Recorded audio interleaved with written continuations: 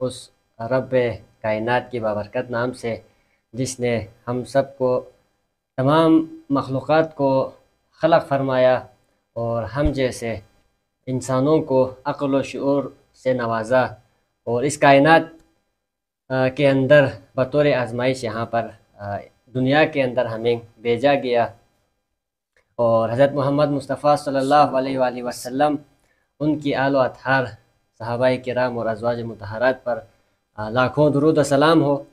तो जलाली इल्म किताब यूट्यूब चैनल पर आप सबको खुशामदीद कहता हूँ और आज मेरी खुशनसीबी है कि बरादर अज़ीज़ मोहतरम दोस्त एडवोकेट शुजाअत हुसैन साहब हमारे दरमियान तशरीफ़ फरमा है। शुजाअत साहब का अगर मुख्तसरन तारुफ़ कराता चलूँ, न सिर्फ साहिब मुतालिया शख्सियत है बल्कि एडवोकेट होने के साथ साथ अपने फ़ील्ड के अलावा एक बहुत अहम बात होती है कि पाकिस्तान जैसे माशरे में रहते हुए अपने फ़ील्ड से हट के मुख्तलिफ़ अहम मौज़ूआत पे उनका मुतालिया हो। तो एडवोकेट साहब की भी शख्सियत ऐसी है, इनका मुतालिया मज़हब के हवाले से भी बहुत अच्छी इनकी मुतालिया है और सियासत के हवाले से न सिर्फ सियासत का शौक़ रखते हैं बल्कि बाशऊर तरीक़े से इल्मी हवाले से सियासत को जानते हैं, पहचानते हैं और मुख्तलिफ़ उमूर पर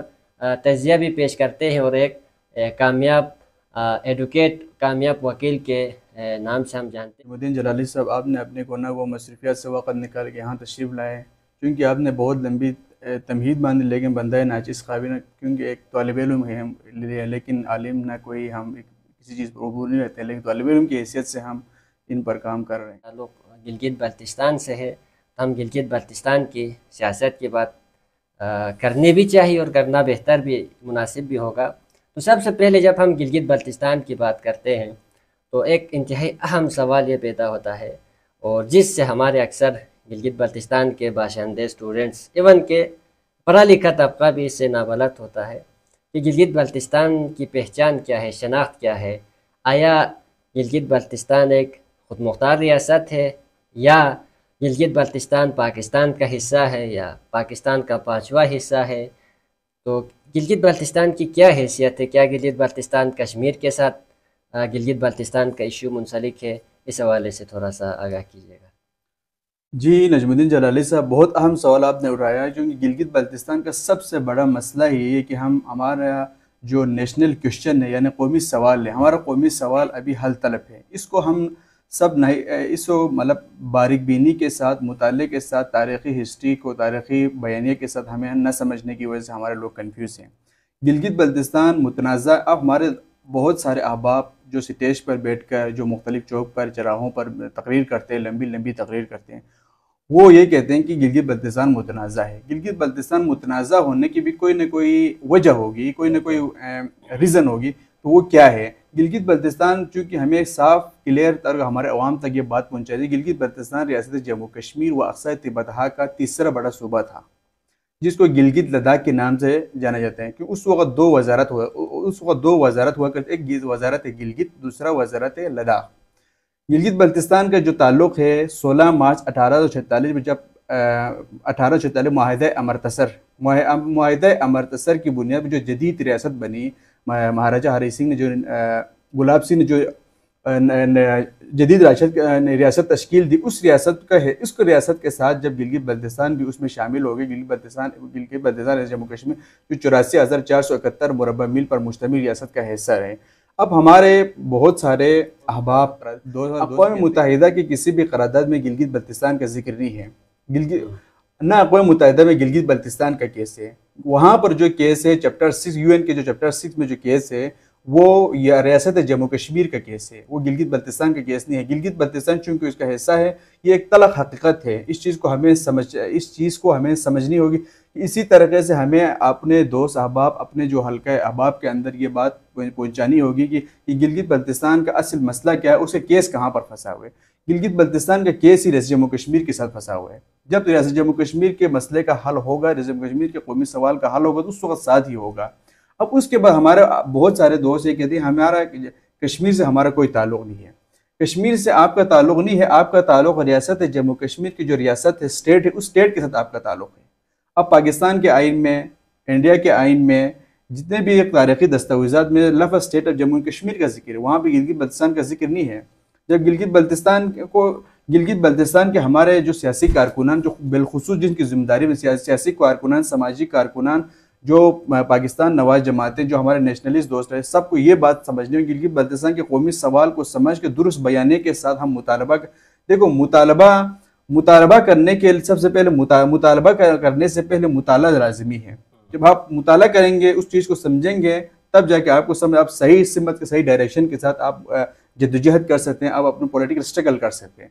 ये सब गिलगित बल्तिस्तान के नेशनल क्वेश्चन को न समझने के, आप सुप्रीम कोर्ट ऑफ पाकिस्तान के देखें, जितने भी तारीखी फैसलाजात हुए हैं, इन सब में यही कहा है कि गिलगित बल्तिस्तान जैसे पाकिस्तान का हिस्सा नहीं है। इसकी रीज़न यही है कि गिलगित बल्तिस्तान चूँकि जम्मू कश्मीर का हिस्सा है।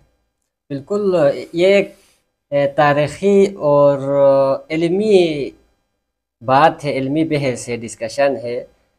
गिलगित बल्तिस्तान की जो हिस्ट्री रही है और फ्यूचर के हवाले से ये सवाल इंतहाई अहम है।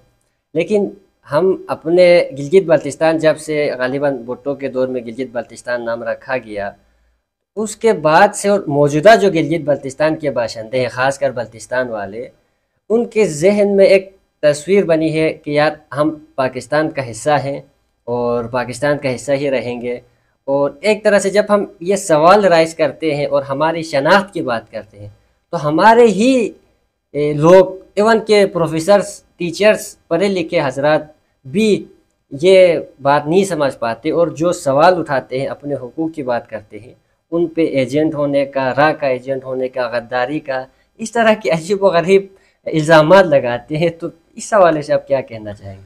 देखिए नजमुद्दीन जना, ये एक दुनिया की एक तारीख रही है। दुनिया में जो भी सियासी पॉलिटिकल जद्दोजहद का, जो अपने हुकूक की बात करते हैं, जो अपने हक की बात करते हैं, उन पर इस तरह के इल्ज़ाम लगाते हैं। हम चूँकि गिलगित बल्तिस्तान का सन ऑफ सॉइल है, तो हमें जब हमारी महरूमियाँ है, हमारे मसाइल है, इन चीज़ों पर हम बात करेंगे तो तरह तरह की बातें करेंगे। लेकिन हक की फतह उस वक्त होती है, हक बात उस वक्त समझ आती है जब लोग अपने इस चीज़ को उस वक्त, जब जो लोग हक की बात करते हैं, वो वक्ती तौर पर समझ नहीं आती है। लेकिन जब कुछ अरसा गुजरने के बाद उनके ऊपर कोई चीज़ें गुजर जाती है, जब इनको चीज़ें नहीं मिलती है, तब जाके हक बात सच साबित होती है।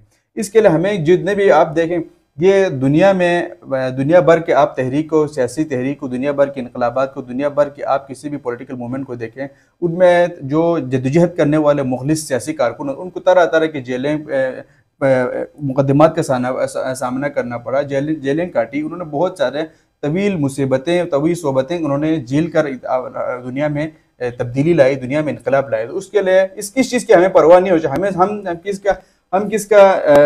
किस चीज़ के जब हम गिलगित बल्तिस्तान के अवाम के साथ जिम्मेदार हैं, अवाम के सामने हम जवाब दें। गिलगित बल्तिस्तान के फलाह बहबूद के लिए हमने करने, गिलगित बल्तिस्तान की आबियारी, गिलगित बल्तिस्तान के समाजी बहबूद के लिए हमने काम करें, गिलगित बल्तिस्तान की सियासी बेहतरी के लिए हमने गिलगित बल्तिस्तान की मुख्तसर तारीख़ पे ज़रा रोशनी डालें कि 2009 में भुट्टो साहिब ने गिलगित बल्तिस्तान नाम रखा।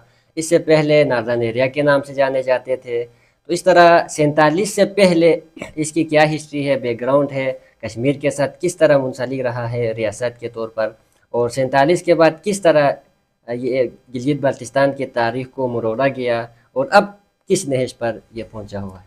जी जलाली साहब, एक बहुत अहम मुग़ालता है जो हमारे गिलगित बल्तिस्तान के अवाम, सियासी कारकुन, समाजी कारकुन और पढ़े लिखे तबक़ात में ये गलतफहमी पाई जाएगी कि बल्तिस्तान को भुट्टो ने गिलगित बल्तिस्तान का नाम दिया, कि भुट्टो ने नहीं दिया है गिलगित बल्तिस्तान का नाम। गिलगित बल्तिस्तान को 2009 में ये स्टेटस देने के हर चीज़ की उसके पीछे भी एक हिस्ट्री होती है, एक बैकग्राउंड होता है। तो उसमें गिलगित बल्तिस्तान को 2009 में ये जो स्टेटस देने में सबसे अहम किरदार यूरोपियन पार्लियामेंट का एक एमेल्सन, चूँकि इसका एग्जैक्ट नाम मुझे जहन में नहीं आ रहा है, उसने 2007 में यूरोपियन पार्लियामेंट में एक करारदाद पेश की थी। उस करारदाद में गिलगित बल्तिस्तान और जम्मू कश्मीर के अंदर जितने भी ह्यूमन राइट की जितने भी वायलेशन, बुनियादी इंसानी हुकूक की वायलेशन हुई, उसके ऊपर एक करारदाद, उसके ऊपर वोटिंग हुई है यूरोपियन पार्लियामेंट में। गालिबन उसमें 514 में से 511 GB के हक में पड़ा है। तब जाके उस रिपोर्ट को दुनिया में हलचल मच गया कि गिलगित बल्तिस्तान को सबसे, जैसे जम्मू कश्मीर की जो लद्दाख है, जम्मू है, श्रीनगर है, पाकिस्तानी ज़ेर इंतज़ाम आज़ाद कश्मीर है, उन सब में सबसे मोस्ट सफ़र करार दिया गया। तो उस वजह से दुनिया को, पाकिस्तान को दुनिया के सामने एक चेहरा दिखाने के लिए गिलगित बल्तिस्तान के अंदर जो महरूमियाँ है उसका अजाला करने के लिए कोई ना कोई चीज़ देनी, कोई ना कोई पैकेज देने के लिए उन्होंने उस वक़्त वो पाकिस्तान तशरीफ़ लाए। गिलगित बल्तिस्तान का तमाम हमारे स्टेक होल्डर्स से, सियासी कारकुनों से, समाजी कारकुनों से, नेशनलिस्ट हमारे दोस्तों से, सबसे मुलाकात की और उसमें कुछ हमारे दोस्त अहबाब ने बहुत अहम किरदार अदा किया। उन्होंने उनको उनके साथ मुआविनत के तौर पर काम किया, तब जाके ये रिपोर्ट पेश हुई। इस रिपोर्ट में हमारे हक़ में वोट पड़ा। उसके बाद जाके ये पीपल्स पार्टी के ये हमारे पीपल्स पार्टी के कारकुनों के अंदर भी यह गलतफहमी पाई जाती कि उन्होंने किया। आप इस गूगल का ज़माना है, आप उस रिपोर्ट को 2007 मेल्सन यूरोपियन पार्लियामेंट की रिपोर्ट को आप पढ़ेंगे तो उस रिपोर्ट के अंदर क्या चीज़ लिखी है सब। बार बार इलेक्शन के करीब बात होती है अबूरी सूबा या पाकिस्तान का 5वां सूबा बनाने की, तो क्या हिस्टोरिकल जो रिकॉर्ड रही है उस हवाले से और जो ग्राउंड रियलिटी है उस हवाले से क्या मुमकिन है कि पाकिस्तान का 5वां सूबा बनाया जा सकता है? देखें जलाली साहब, जब हम भी छोटे थे, आप भी छोटे थे, उस वक्त से आपने पाकिस्तान की जो कौमी टेलीविज़न है पाकिस्तान PTV के ऊपर एक खबर में बार बार आप ये सुनते हैं कि पाकिस्तान मसला कश्मीर को अक़वाम मुत्तहिदा की करारदादों की रोशनी में पेश करेंगे। बिल्कुल ऐसा, मतलब करारदादों की अक़वाम मुत्तहिदा की करारदादों की रोशनी में हल करने का मुतालबा कर रहे हैं पाकिस्तान।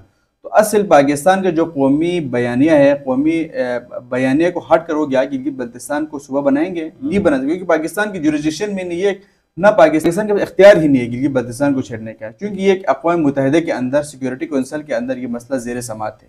तो इस वजह से गिलगित बल्तिस्तान बना ही नहीं सकता है। गिलगित बल्तिस्तान बनाएंगे तो पाकिस्तान का अपना कौमी बयानिया उससे मुतासिर। पाकिस्तान की ऑटोनॉमी के हवाले से बात करते हैं और आजकल अल्हम्दुलिल्लाह गिलगित बल्तिस्तान के नौजवानों में शऊर बेदार हो रहे हैं।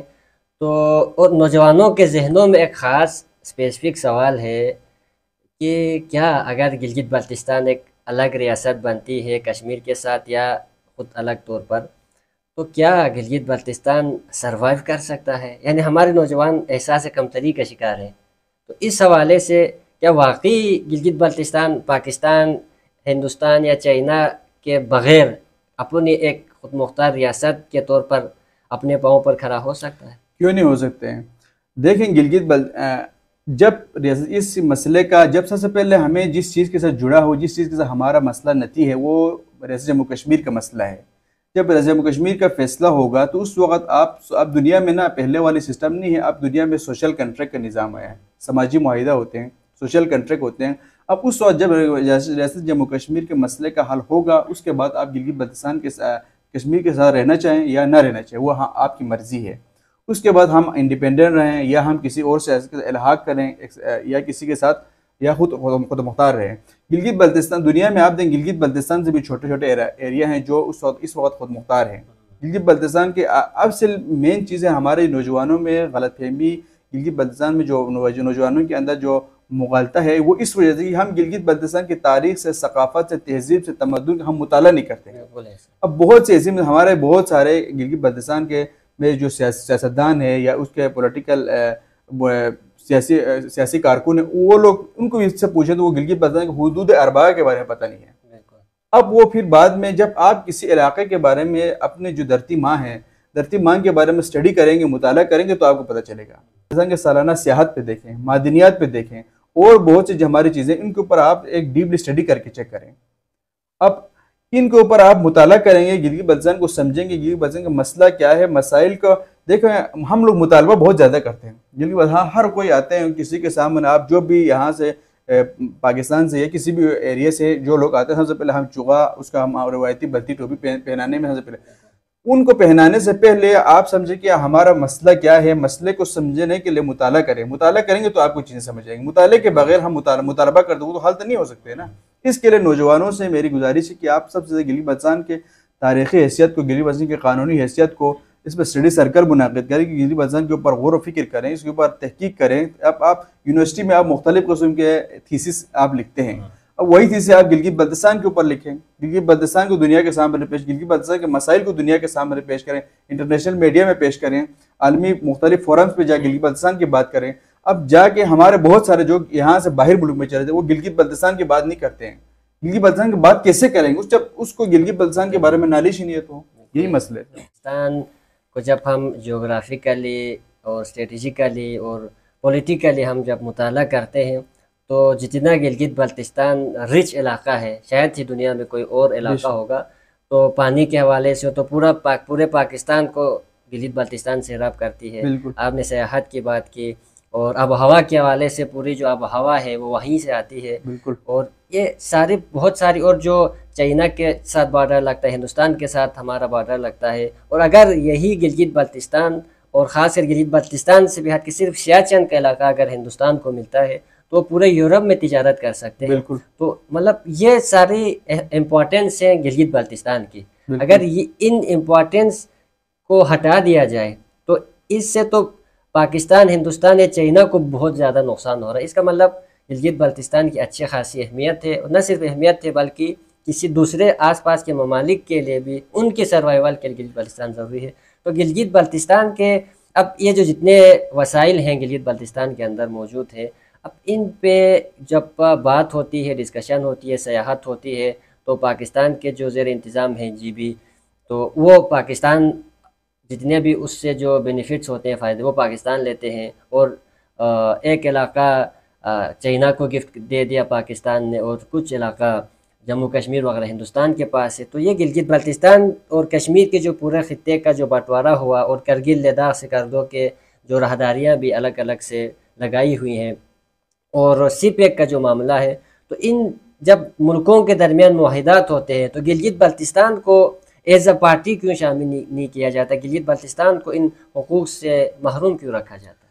जी जलाली साहब, आपने बहुत अहम सवाल उठाया कि गिलगित बल्तिस्तान की जो अहमियत, देखिए गिलगित बल्तिस्तान के आलमी सियासत में बहुत अहम इम्पोर्टेंट है। देखिए CPEC इस वक्त दुनिया में जो CPEC है ना, ये कहाँ से गुजर रहे हैं? CPEC गिलगित बल्तिस्तान से गुजर रहे हैं ना, गिलगित बल्तिस्तान के। तो गिलगित बल्तिस्तान के अपने जो जहाँ से जो चीज़ें गुजर रही है, जो गिलगित बल्तिस्तान के अपने बाशिंदे, अपने मुकामी लोगों को पता ही नहीं है। अब देखें, रियासत जम्मू कश्मीर एक आलमी मसला है, मतलब इंटरनेशनल मसला है। तो ये मसला ही गिलगित, जो हमारे गिलगित रीजन है ना, गिलगित रीजन, इसी वजह से महाराजा हरि सिंह ने उस वक़्त जब ये 1935 में जो लीज पे दिया था, ये लीज पे भी इसीलिए दिया था क्योंकि उस वक़्त जब रूस में जब रूस में इनकलाब आया, जब इनकलाब आया तो उस इनकलाब के असरात बर जनूबी एशिया में भी आ रहे थे। उस वक़्त इस चीज़ को देखते हुए, उस वक़्त दो आलमी ताकत थी, बरतानिया एक और सोवियत यूनियन। तो इन दोनों के आपस में जब कलिश थे, इन दोनों ने रहते हुए बरतानिया ने उसकी निगरानी के लिए उसको गिलगित एजेंसी को, बल्तिस्तान को नहीं, गिलगित एजेंसी को उस वक्त लीज पे दिया था ताकि उस चीज़ को वहाँ से बैठते हुए उनकी निगरानी करने के लिए। गिलगित की जो अहम, अब वो देखें, हमारे खत्ते की अहमियत आलमी दुनिया में, आलमी सियासत में, इंटरनेशनल पॉलिटिक्स में है, और हमारे लोगों को पता नहीं है। और हम किस मुख्तलिफ कस्म के मामलात में हम गैर ज़रूरी अबहाम में चीज़ों में हम उलझे हुए। तो हमें सबसे पहले अपनी अहमियत को समझने की ज़रूरत। अब हम जो हमारे जो जितने भी हमारे हक़परस्त जितने भी दोस्तों हैं, वो अहबाब हैं, वो लोग इसी चीज़ के मुतालबा कहते हैं गिलगित बल्तिस्तान से ये चीज़ गुजर रहे हैं, गिलगित बल्तिस्तान को बस सिर्फ मतलब गुजरगा बनाया हुआ है। इसी चीज़ में हमारे भी ये मुतालबा है कि गिलगित बल्तिस्तान को पार्टी बनाई जाए। गिलगित बल्तिस्तान को अभी किसी भी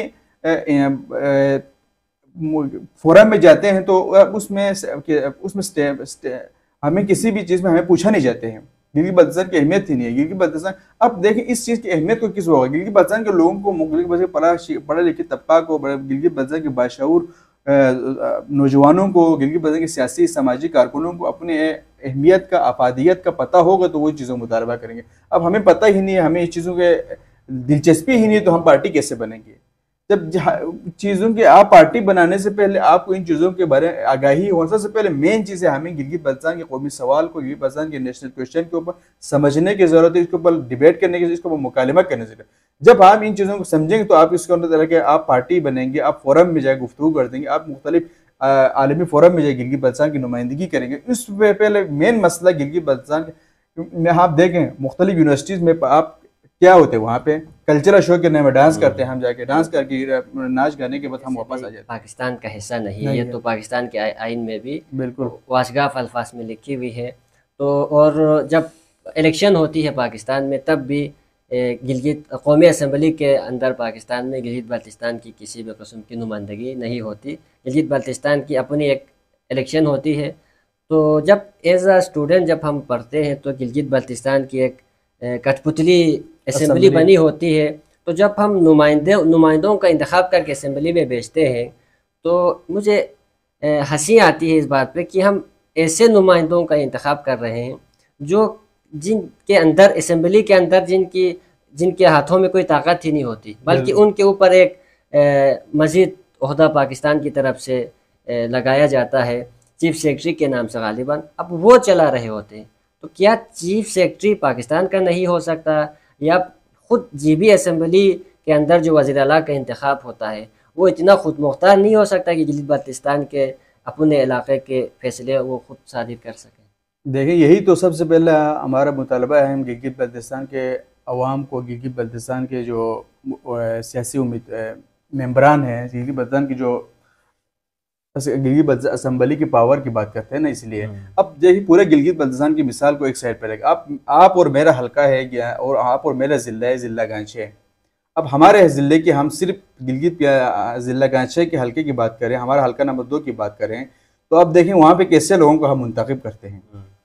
मेन मसला उनको मुंतखब करने वाला को, आप अभी हमारे लोगों में एक गलतफहमी की कि गिलगित बल्तिस्तान में पढ़ा लिखा तबका है, 90% हमारा तालीमी शरह ख्वानदगी है। लेकिन देखें वो जो बराए नाम डिग्री में सनद में जो आप तालीम लेते वो अलग चीज़ है, आप नंबर लेंगे वो अलग चीज़, लेकिन शऊर अलग चीज़ है। शऊर की फुकदान की वजह से हम हमारे ज़िले से हम कैसे लोगों को मुंतखब करते हैं। अब देखें, जब आपने असम्बली में जाना है, असम्बली के उम्मीदवार, आपने हल्के से इलेक्शन लड़के अवाम को वोट लेकर आपने असम्बली में जाना है। असम्बली में जाने के लिए आपको इस पॉलिटिकल प्रोसेस का आपको पता होना चाहिए। ऐसे ऐसे नमूने हमने वहाँ पे मुंतखब किए हुए हैं, उनको आप पता ही नहीं है। उनको सबसे पहले देखे बिल, किसी ड्राफ्ट, आप वो बिल को समझते हैं तो बिल को बिजली की बिल समझते हैं। ऐसे लोगों को मुंतखब करते हो, उसमें हमारी गलती है ना, उसमें उनकी गलती तो नहीं है ना। और ऐसे कई हमारे अहबाब से, दोस्तों से जो असम्बली के उम्मीदवार, मुख्तलिफ GB असम्बली और हल्का गिलगित बल्तिस्तान उसमें हल्का नंबर 2 से इलेक्शन लड़ने के उम्मीदवार, उनसे हमारी बातें होती है तो उनको गिलगित बल्तिस्तान की कानूनी हैसियत के बारे में पता ही नहीं है, आगाही ही नहीं है, ना वो सीखना चाहते हैं ना समझना चाहते हैं। मैं चाहता हूँ सबसे पहले हर ज़िले के अंदर एक पॉलिटिकल एकेडमी होनी चाहिए, सियासी एकेडमी हो जहाँ भी इनकी तरबियत होनी चाहिए। हमारे लोगों की सबसे बड़ी खामी क्या है कि वो हर बंदा ये सोचता है कि मैं जी ही यहाँ से यूनिवर्सिटी से फारिग हो या किसी और से कि सियासत, वो जाके सियासत में, सियासत कोई आसान काम नहीं है, सियासत मुश्किल काम है, आसान नहीं है। हाँ, जिम्मेदारी बहुत बड़ी आपके ऊपर जिम्मेदारी होती है। तो सियासत करने से पहले सियासत को समझना, सियासी तरबियत हासिल करना जरूरी है।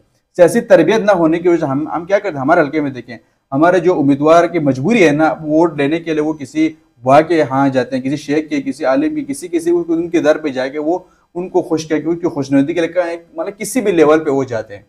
अब वो नहीं समझ। अब देखें, फर्ज करें हमारे हल्के से ऐसे उम्मीदवार को हम मुंतखब करते हैं, वो कल को गिलगित असम्बली में किसी स्टैंडिंग कमेटी के चेयरमैन बनते हैं या किसी को मेंबर बनते हैं, उसने किसी पर राय देने, किसी पर डिस्कशन करने, बिल के ऊपर बात करें, किसी फॉरेन डेलीगेशन में उसका वो चले जाएंगे, उसको गिलगित बल्तिस्तान को नुमाइंदगी करने, तो उसको वो क्या बात करेंगे। आइंदा नवंबर में इलेक्शन हो रहे हैं, तो हमारे जितने भी नुमाइंदे खड़े होते हैं वो पाकिस्तान के पॉलिटिकल पार्टियों के ही टिकट से इलेक्शन लड़ रहे होते हैं।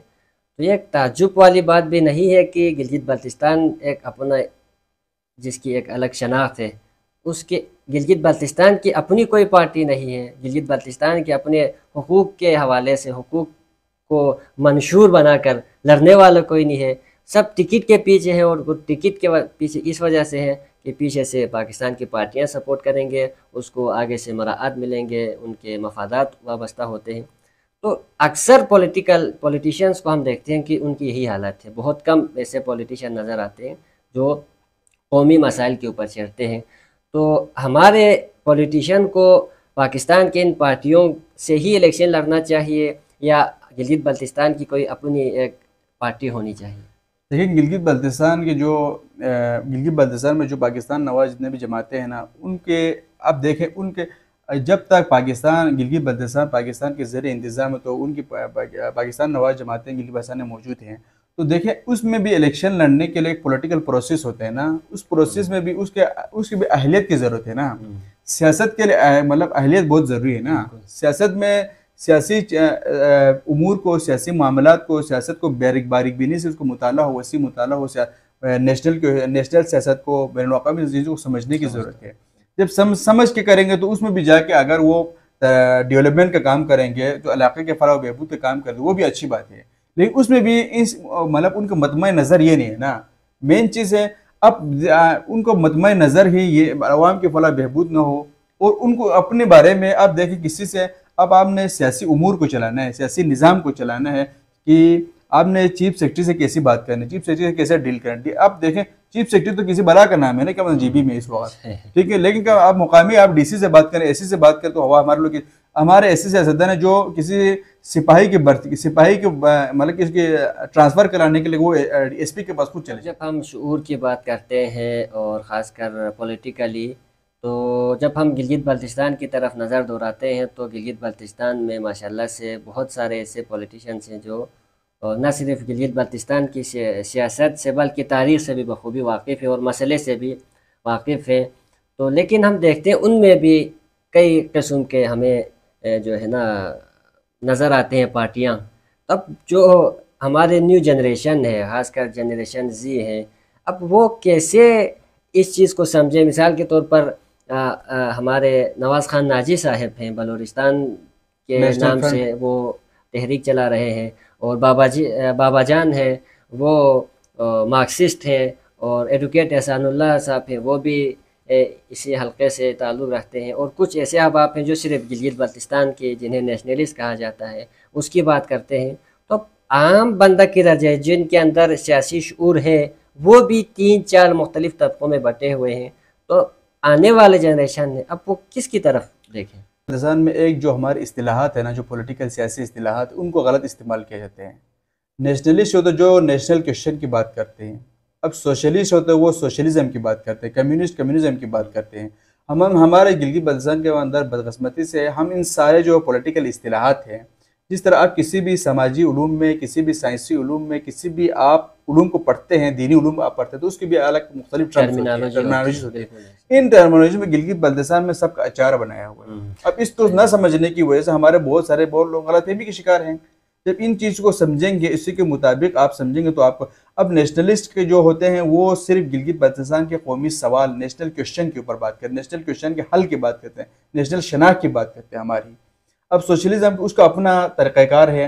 अब जीबी में मुख्तलिफ इस पार्टियाँ मौजूद हैं। अब इन सब का ज़रूरी नहीं कि सबको एक चीज़ पर मुत्तफिक होना, कॉमन एजेंडे के ऊपर, कॉमन चीज़ के ऊपर सब मिलकर चलते हैं, लेकिन उनकी अपनी पार्टी पॉलिसी होती है। पॉलिटिकल हर पार्टी की अपनी पॉलिसी, अपना मंशूर, अपना एजेंडा होता है, उसके मुताबिक चल रहे हैं। इन टर्मिनोलॉजीज़ का मुताला करें, इनको समझें कि ये किस भला का नाम है, नेशनल क्वेश्चन क्या है, सोशलिज्म क्या है, कम्युनिज्म क्या है, लिबरलिज्म क्या, इन सब को मिस करने की वजह से असल में कन्फ्यूज है। तो बिल्कुल इसी हवाले है, जब हमारे ये कौमी रहनुमा हैं, जब गिलगित बल्तिस्तान के हुकूक़ के लिए आवाज़ उठाते हैं, तो गिलगित बल्तिस्तान के अंदर एक काला कानून है 4th शेड्यूल के नाम से, जो पाकिस्तान की हुकूमत के या जो कानून है वो एक दहशतगर्दों के लिए, जो दहशतगर्दी फैलाने का ख़दशा होता है उनके लिए बनाया गया। अब ये काला कानून ऐसे पुरअमन गैर मुसल्लह जिद्दोजहद और जमहूरी रियासत के अंदर गैर मुसल्लह जिद्दोजहद करने वाले इन सियासी रहनुमाओं और मजहबी रहनुमाओं के ऊपर 4th शेड्यूल में डालकर उनकी ज़िंदगी को अजरन बनाना। तो इस हवाले से 4th शेड्यूल के बारे में ज़रा इसके काले करतूत के बारे में थोड़ा सा देखें जलाली साहब। ये जो काले कानून है, जो इंसानी दहशतगर्दी एक्ट 1997 में जो बनाया गया था, इस एक्ट का गिलगित बल्तिस्तान में गलत इस्तेमाल करते हैं। इस एक्ट का मेन मकसद दहशतगर्दों के लिए, उनका ख़ात्मा करने के, दहशतगर्दी को ख़त्म करने के लिए बनाया गया था, लेकिन गिलगित बल्तिस्तान में इसका गलत इस्तेमाल कर रहे हैं। गिलगित बल्तिस्तान के पुरअमन सियासी जद्दोजहद करने वाले कारकुनों के ऊपर इस चीज़ का इसके मुताबिक मतलब FIR दर्ज किया जाता है और उनको पाबंद सलासल किया जाता है। इसके लिए सबसे पहले हमें समझना हो कि ये कानून में जो शेड्यूल 4 हैं, शेड्यूल 4 में ऐसे जो तबका हैं जो मजहबी तौर पर, पॉलिटिकली तौर पर या किसी और अज़ाइम के साथ जो मुल्क की सालमियत के खिलाफ, इनके खिलाफ जो भी काम करते हैं उनके खिलाफ बनाया गया था। लेकिन अनफॉर्चुनेटली गिलगित बल्तिस्तान की जो पुरअमन पॉलिटिकल जद्दोजहद करने वाले कारकुनों के खिलाफ ये सर के कानून के मुताबिक उनको बंद किया जाता है। तो हमें इसके लिए हमें ज़रूरी है कि हमें गिलगित बल्तिस्तान के पुरअमन चेहरे को, पुरअमन सियासी कारकुनों के साथ देना होगा और उनके साथ मिलकर। अब देखें हमारे बहुत सारे अहबाब ये कहते हैं कि आप सब ने गिरोन पे आके पॉलिटिक्स करें, गिरोन में आके सबका देखें। दुनिया के किसी भी तहरीक में का, किसी भी इनकलाब में, किसी भी सियासी और पॉलिटिकल मूवमेंट में ये नहीं होता कि हर बंदे ने गिरोन में काम किया। किसी ने लिखना होता है, उसमें लिखारी की ज़रूरत है, हमें फ़नकार की ज़रूरत है, हमें मुख्तलिफ किस्म के राइटर की ज़रूरत है, कालमनिगार की ज़रूरत है। जब आप मुख्तलिफ लोगों के साथ आप मिलकर आप काम करेंगे तो गिलगित बल्तिस्तान में हमारा जो मंजिल है, हमारा मकसद है, हम कामयाब होंगे। और दूसरी बात, गिलगित बल्तिस्तान में जो पाकिस्तान नवाज मुख्तलिफ मजहबी जमातें हैं, हमारे नेशनल क्वेश्चन इन जमातों के जो अजीब व गरीब इनके मंशूर हैं, अजीब व गरीब जो पोलिटिकल इनके अज़ाइम है, इनकी वजह से हमारे सवाल काफ़ी कन्फ्यूज़ हुए हैं। अब वो लोग मुख्तलिफ कभी पांचवा सुबह, कभी उबूरी सुबह मुख्तलिफ नारा लगाती हैं ऐसी जमातें, फिर उस वजह से लोग कन्फ्यूज़ होते हैं। हम सपोज़ कर लेते हैं गिलगित बल्तिस्तान एक अलग रियासत बन गया, तो उस गिलगित बल्तिस्तान के रियासत के अंदर जो पॉलिटिकल सिस्टम है वो कौन सा राइज होगा? अब जिस तरह पाकिस्तान में जो पाकिस्तानी जमहूरियत है, क्या वो राइज होगा या बादशाहत राइज होगा, या जिस तरह हमारे शेख जवाद मुहतरम हैं लाहौर के जामिया उर्वतुल वुस्ता के, उन्होंने गिलगित बल्तिस्तान में अजनबी ईसाई के नाम से जो किताबचा लिखी, उसमें इमामत की सरजमीन पर, तो वहाँ पे ये उन्होंने नज़रिया पेश किया गिलगित बल्तिस्तान के अंदर इमामत का नज़रिया होना चाहिए। और जो हमारे मार्क्सिस्ट कम्युनिस्ट हजरात हैं वो कम्युनिज़म को लाने के लिए जद्दोजहद कर रहे हैं। तो अब ऐसे में एक हर तरफ से मुख्तलिफ नज़रियात की अलगात नज़र आती है, तो ऐसे में गिलगित बल्तिस्तान के माहौल को कौन सा सिस्टम सूट करेगा? जी जलाली साहब, ये जो आपका क्वेश्चन है, ये क्वेश्चन अभी कबल अस वक्त है। इस क्वेश्चन के साथ देखें गिलगित बल्तिस्तान, अभी देखें गिलगित बल्तिस्तान असल किसके साथ जुड़ा हुआ है, असल किसकी सन्नती है। गिलगित बल्तिस्तान में अभी करके रियासत जम्मू कश्मीर की सन्नती है, तो रियासत जम्मू कश्मीर का मसला इस वक्त अक़वाम मुत्तहिदा में है। जब उस केस का फैसला होगा तो उस वक्त गिलगित बल्तिस्तान में आप मजहबी केस का फैसला होगा तो वहाँ पे रायशुमारी होगी, उस मसले का हल निकलेंगे, तो उस वक्त गिलगित बल्तिस्तान में आप किसी भी तर्ज हुकूमत बनाएंगे तो उस वक्त बना सकते हैं। अभी जब आप आप सबसे पहले आपको अपने जो गिलगित बल्तिस्तान के मुतनाज़ा होने की, गिलगित बल्तिस्तान की इशू क्या है, मामला क्या, इस चीज़ का अभी हमें हमारे जो दोस्तों को, हमारे जो यूथ को इसके बारे में आगाही नहीं। तो के जो हमारे यूथ हैं उनको आखिर में आप क्या पैगाम देना चाहेंगे? देखें, में से आप कुछ अपने क़ीमती औक़ात से वक़्त निकल गिलगित बल्तिस्तान की तारीख़ को, तहज़ीब को, तमद्दुन को, सक़ाफ़त को, क़ानूनी हैसियत को, गिलगित बल्तिस्तान की सियासी हैसियत को, इन सब को आप मुताला करें, गिलगित बल्तिस्तान को समझें। गिलगित बल्तिस्तान के ऊपर मुताला करने के बाद आप किसी से आप इल्मी गुफ्तगू, आप डिबेट कर सकते हैं, आप मुकालमा कर सकते हैं, आप किसी फोरम पर GB की नुमाइंदगी कर सकते हैं। आप सिर्फ मुख्तलिफ डांस करके यूनिवर्सिटी में जाके या किसी भी जाके फोरम पर जाकर डांस और गाना लगा के आप सिर्फ नुमाइंदगी नहीं कर। जलाली साहब का और आपकी पूरी टीम का मैं शुक्रिया अदा करता हूँ। आप तमाम अहबाब से रिक्वेस्ट हूँ कि आप सब सब्सक्राइब करें और शेयर करें। शुक्रिया।